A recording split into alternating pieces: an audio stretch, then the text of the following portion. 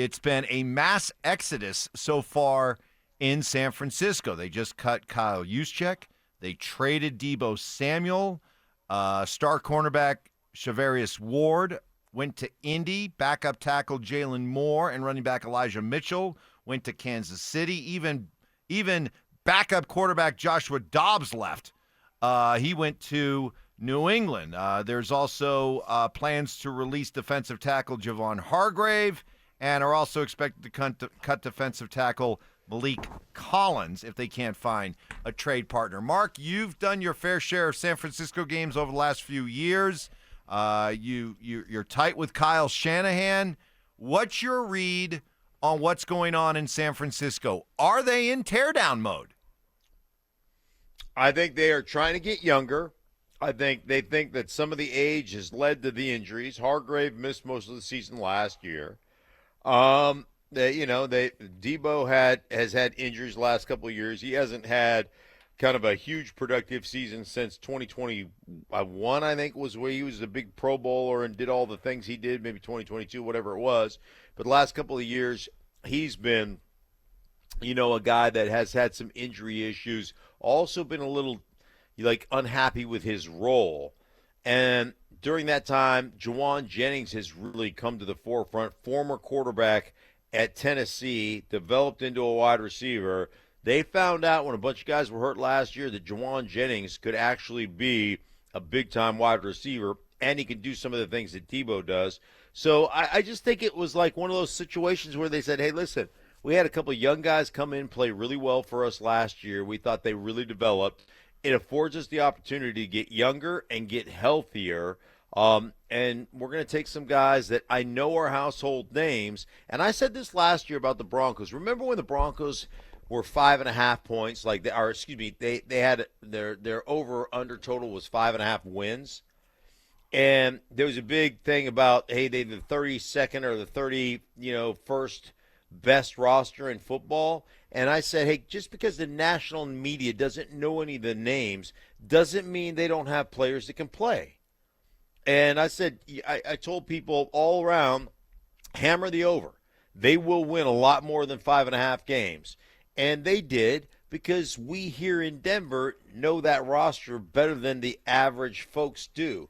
I'm telling you, some of the young players that they're counting on got opportunities last year and played really well. Green at the cornerback position came in for Ward, who missed time, played really well. Diamador Lenore played really well at the cornerback position. Mustafa, is it Mustafa? Ooh. Yeah, Mustafa. I always want to call him Mufasa from Lion King because I watched The Lion King with my grandson so many times, but I think it's Mustafa, not Mufasa. Mufasa would be like, Simba, look at the stars in the sky, But Mufasa, that's Mufasa. Mustafa is totally different. Totally who played different. exceptional at the safety position. So I'm not nearly as concerned as a lot of people out there are about San Francisco. Okay. Yep. I think sometimes you got to retool and look at your roster and say, all right, to Mark's point, we got to get younger, and we're going to give some other guys opportunities to make plays here and to see more playing time. We saw the Rams do it. That's what the Rams did. They went all in to win a Super Bowl. They won one, though. And since then, they have reset their roster. They've gotten younger, and they've done a good job in the draft. And that's kind of what the 49ers are doing here. Doesn't mean they're not going to be any good.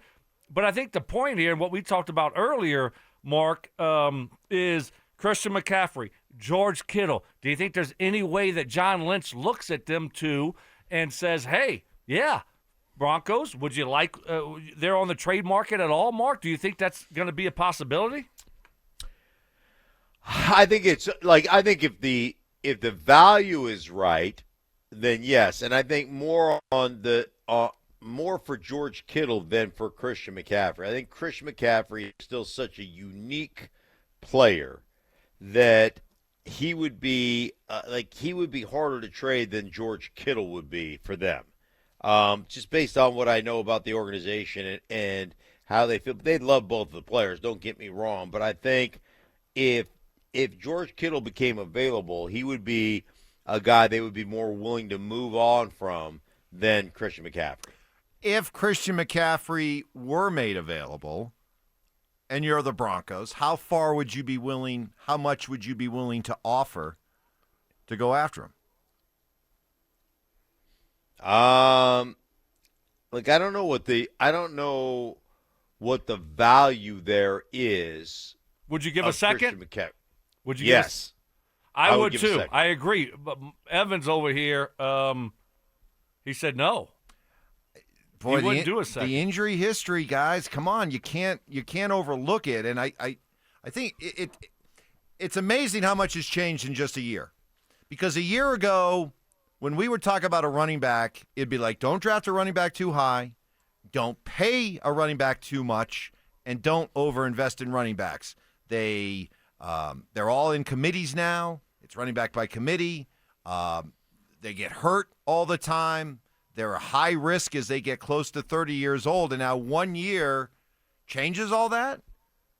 I mean, now you're looking at draft a running back. We could see 3 or 4 running backs go in the first round. Now it's don't hesitate to pay a running back. Now we're talking about giving up a high second-round pick for Christian McCaffrey, who'll be turning 29 this year and is coming off a stretch of seasons where, let's see, going back to 2020, he's played in 3, 7, then 17, then 16, but this year 4. And that coming on the heels of a tremendous workload in college at Stanford. And you'd be willing to give up a high second-round pick for him. Stink. For Christian McCaffrey, would I give up a set? Yeah, I would give up a. You think you're going to find a better player than Christian? And I understand the health thing, Mike. I get that. But he's just one of those unique players. You say, hey, man, you know what, Christian? We're not going to ask you to be the workhorse that you are in San Francisco. We're going to ask you to be that legitimate joker. We're going to get, you're going to get, 14 carries a game, but we're going to throw you the ball. We're going to get you outside the numbers. We're going to get you, one-on-one with DBs or corners. Like, would that help keep him? Most of his issues, though, Mike, have been soft tissue issues.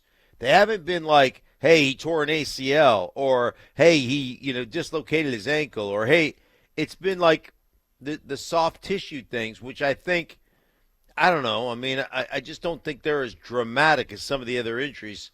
So I get your draft stuff, but yes, would I give up? Yes, I would give up a second rounder for Christian McCaffrey. Yeah, I agree. I mean, I think he's a dynamic player. And, again, understand the injuries are a part of this conversation. He's going to be 29 in June, so it's not like he's 33. I've seen this guy run routes. He's a elite-level route runner.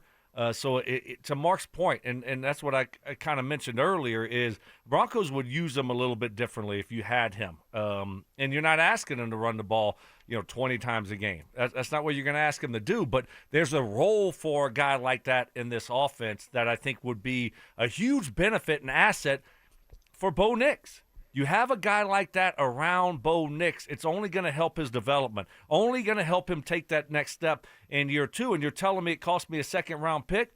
I'm willing to gamble that he's going to be able to stay healthy enough to where that second-round pick is like, okay, that was fine. It paid off having Christian here for 2 or 3 years.